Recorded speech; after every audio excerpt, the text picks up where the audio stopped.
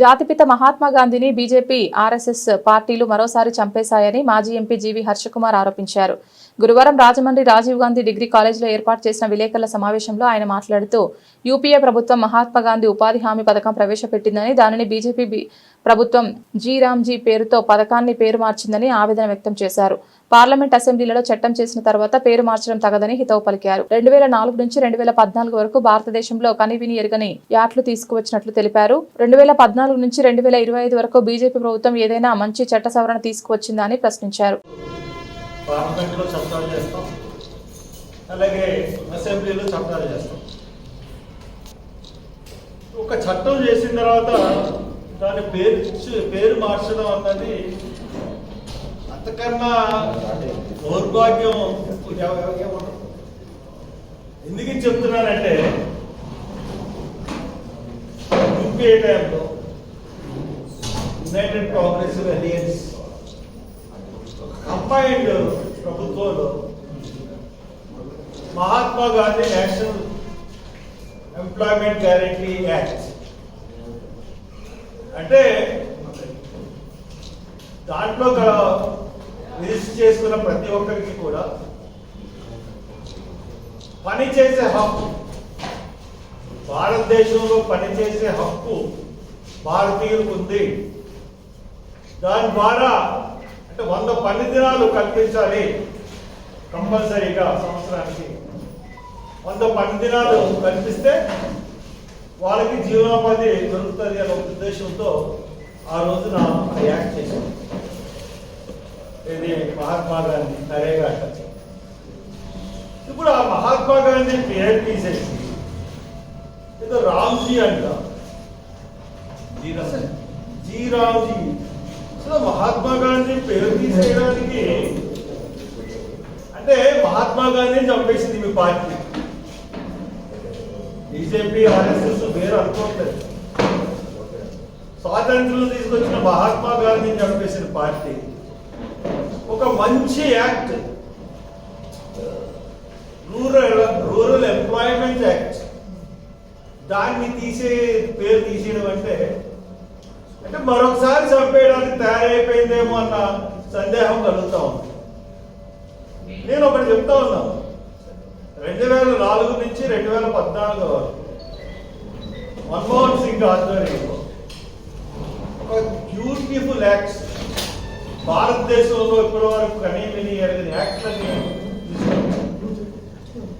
ఇప్పుడు మీరు 2014 నుంచి ఇవాళ 2025 11 సంవత్సరాలు 6 నెలలు మీరు ఒక మంచి యాక్ట్ ఏమైనా తీసుకొచ్చారా?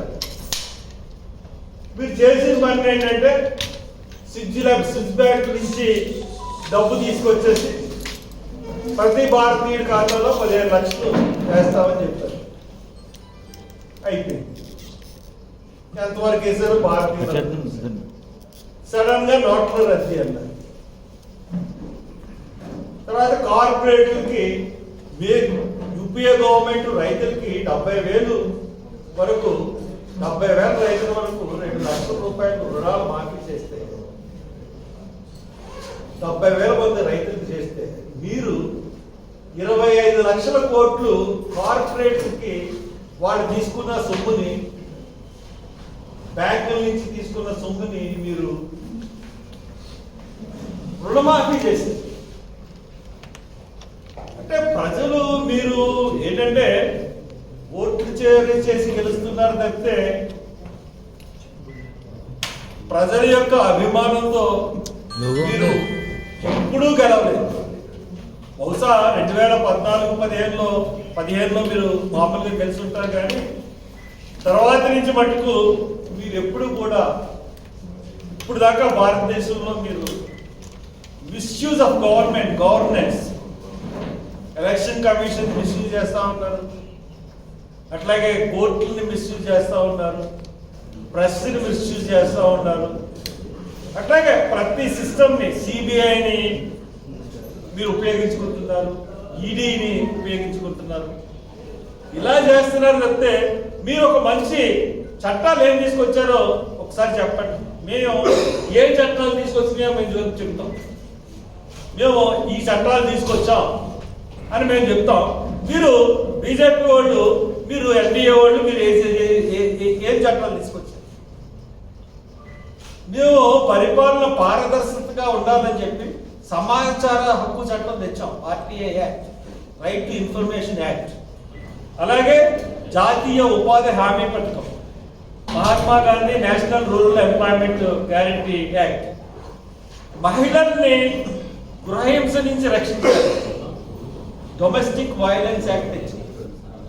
అంటే ప్రతి వర్గం గురించి మా గవర్నమెంట్, కాంగ్రెస్ గవర్నమెంట్ ఆలోచించింది. మహిళలకు రక్షణ గురించి డొమెస్టిక్ వైలెన్స్ యాక్ట్ మేమే తీసుకొచ్చాం. అలాగే రైట్ టు ఎడ్యుకేషన్, యాక్ట్ కూడా మేమే తెచ్చాం. ఎందుకంటే గృహం ఖచ్చితంగా నిర్బంధంగా చదువు అన్నది నేర్చుకోవాలి. దానివల్ల ఎంతో మంది పేద విద్యార్థులు కార్పొరేట్ స్కూల్స్ లో ఈ రోజున జాయిన్ అయ్యే పరిస్థితి.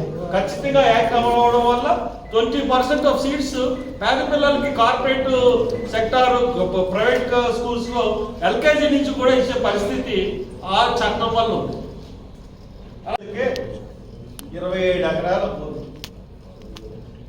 ఎవరికి ఇచ్చారు? రహేజా సంస్థ. అసలు ఆన్ చేసి పని ఏంటి? రియల్ ఎస్టేట్ పని. పైగా ఈ 27 ఎకరాలే కాకుండా ఇంకో 93 కోట్లు ఇస్తారట కట్టడానికి. కట్టిన తర్వాత వాళ్ళు అమ్ముకోవచ్చంట. దీనివల్ల 15,000 మందికి పని దొరుకుతుంది చెప్తున్నారండి. ఇది ఏమన్నా అసలు మీరు రాష్ట్ర ప్రజల్ని ఏమనుకుంటున్నారు? 100 కోట్ల విలువ చేసే భూముల్ని ఫ్రీగా ఇచ్చేసి 99 పైసలు ఇచ్చేసి అక్కడి నుంచి మళ్ళీ కట్టుకోమని కూడా డబ్బులు ఇచ్చి 100 కోట్లు వాళ్ళు అమ్ముకోమంటారు. దీనివల్ల 15,000 మందికి ఉద్యోగాలు వస్తాయి. చంద్రబాబు నాయుడు గారు రహేజా కాదు కానీ మా రాజమండ్రి ప్రెస్ వాళ్ళందరికీ ఆ 27 ఎకరాలు 99 పైసలు ఇచ్చేయండి, మీరు ఇస్తారన్న 100 ఎకరాలు ఇచ్చేయండి. 15,000 మంది కాదండి, 25,000 మందికి ఉద్యోగాలు కలిగి. ఎవరికి చెవిలో పువ్వులు పెట్టడానికి చంద్రబాబు నాయుడు?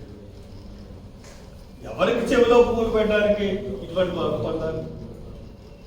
జగన్ని క్విడ్ ప్రొక్రో అన్నారు. మరి ఇదేంటిది? మీరు ఇచ్చిన భూములు ఎవరి?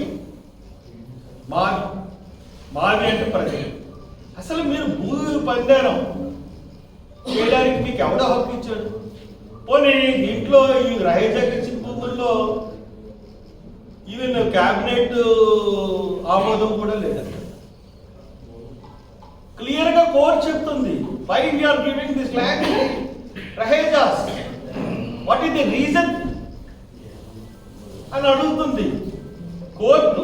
హైకోర్టు అడుగుతాం, ఎందుకు ఇచ్చారు మీరు ఇప్పుడు?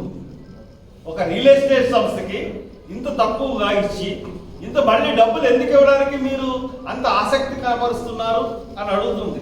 అంటే ఇట్ మీన్స్ ది క్విడ్ ప్రొక్రో అన్నది మనకి చాలా క్లియర్గా కనపడుతుంది. ఇప్పుడు మళ్ళీ ఇంకోటి అడిగింది, ఇలా చేస్తారని చెప్పేసి మీరు ఏమన్నా ప్రకటించారా?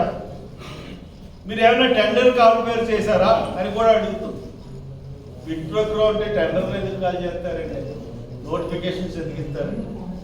ఎవరికి కావాల్సింది అడిగి ఇచ్చారు.